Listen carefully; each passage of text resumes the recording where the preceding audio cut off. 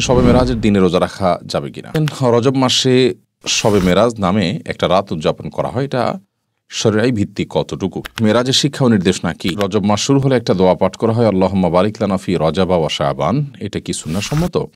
আল্লাহুম্মা বারিক লানা ফি রজাবা ওয়া শাবান ওয়া বাল্লিগনা রমাদান। দোয়াটির অর্থ হলো, হে আল্লাহ, আপনি আমাদেরকে রজব এবং শাবানে বারাকা দান করুন এবং রমাদান পর্যন্ত আমাদেরকে পৌঁছে দিন, অর্থাৎ রমাদানের জন্য আমরা লাভ করি সেই তৌফিক দান করুন।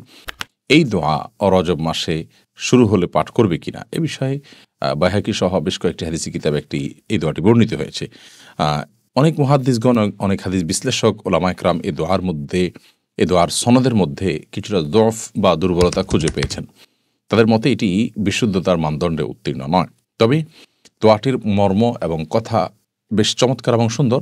সাধারণত যে কোনো ইমানদারি রমজানের জন্য অপেক্ষমান থাকবে, আল্লাহ তাআলার কাছে রমজান যেন প্রাপ্তি নসিব হয় সেজন্য দোয়া করবেন।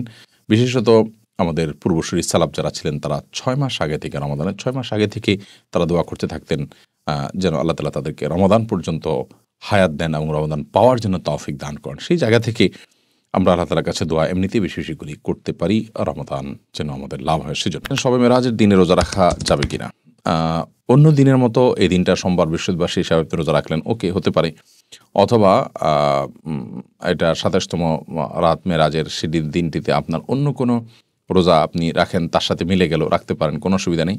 কিন্তু মেরাজের দিবস হিসাবে কোনো রোজার নির্দেশ করা হয়েছে কোথাও বিশুদ্ধভাবে বর্ণিত হয়নি। বিধায় এই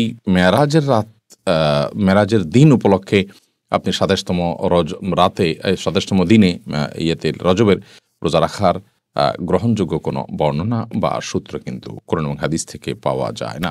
রজব মাসে শবে মেরাজ নামে একটা রাত উদযাপন করা হয়। এটা শরীয়ী ভিত্তিক কতটুকু? রজব মাসে লাইলাতুল মেরাজ নবী সাল্লাল্লাহু আলাইহি ওয়াসাল্লামের ঘটেছে বলে আমাদের সমাজে বহুল প্রচলন রয়েছে এবং রজব মাসের 27 তারিখে 27তম রাতকে লাইলাতুল মেরাজ বা শবে মেরাজ তথা মেরাজের রাত হিসাবে উদযাপন করা হয়ে থাকে। মূলত নবী করিম সাল্লাল্লাহু আলাইহি ওয়াসাল্লাম মেরাজ হয়েছে, ইসরা হয়েছে, এগুলো সত্য শুধু নয়, মহাসত্য। এবং এই মর্মে কোরআন কারিমেতে সূরা ইসরা বনী ইসরাঈলের শুরুতে আল্লাহ তাআলা 15 নম্বর পারা শুরুতে ইসরা সম্পর্কে আল্লাহ বলেছেন রাত্রিকালীন ভ্রমণ আল্লাহ তাআলা করিয়েছেন তাকে অলৌকিকভাবে।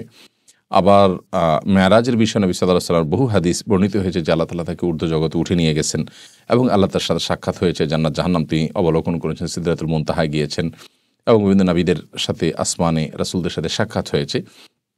তো এই বিষয়গুলো তো সুপ্রমাণিত এবং এগুলোকে অস্বীকার করবার, বিশ্বাস করবার সুযোগ নেই।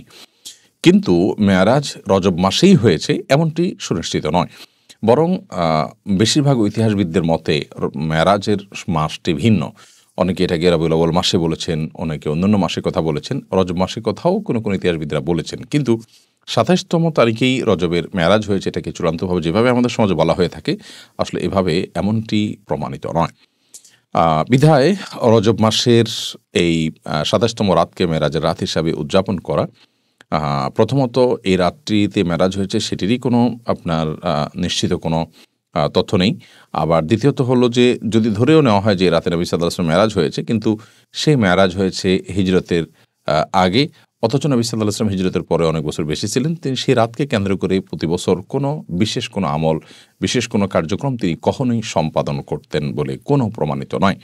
যার কারণে একজন ইমানদার এই রজব মাস উদযাপনের নামে 27তম রজনীতে রাত জেগে ইবাদত করা বা এটাকে কেন্দ্র করে কোনো বিশেষ কর্মসূচি পালন করা, এটি কোরআন বা হাদিস দ্বারা সমর্থিত নয় এবং নির্দেশিত নয়। মেরাজের শিক্ষা ও নির্দেশনা কি? মেরাজের সবচেয়ে বড় শিক্ষার বিষয় হলো যে সলাতের গুরুত্ব এত বেশি যে আল্লাহ তাআলা সলাতের নির্দেশ দেওয়ার জন্য তিনি তার কাছে ডেকে নিয়ে গেছেন এবং 50 ওয়াক্ত সালাতের নির্দেশ দিয়েছেন। সেখান থেকে আল্লাহ তাআলা কমাতে কমাতে 5 ওয়াক্তে এনেছেন এবং এই 5 ওয়াক্ত যে আদায় করবে তাকে 50 ওয়াক্তেরই সওয়াব দেওয়া হবে বলে আল্লাহ তাআলা ওয়াদা করেছেন। বিধায় মেরাজের সবচেয়ে বড় শিক্ষা হলো যে সলাতের গুরুত্ব কত বেশি সেটা আমরা শিখতে পারি মেরাজ থেকে।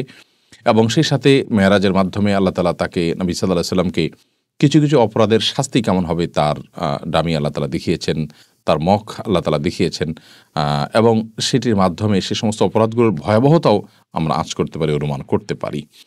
বিধায় মেরাজের সমস্ত শিক্ষাগুলো আমরা ধারণ করতে চেষ্টা করব এবং নবী সাল্লাল্লাহু আলাইহি ওয়াসাল্লাম যে বার্তাগুলো এনেছেন সেই বার্তাগুলো আমরা গ্রহণ করার চেষ্টা করব। আল্লাহ আমাদের সেই তৌফিক দান করুন।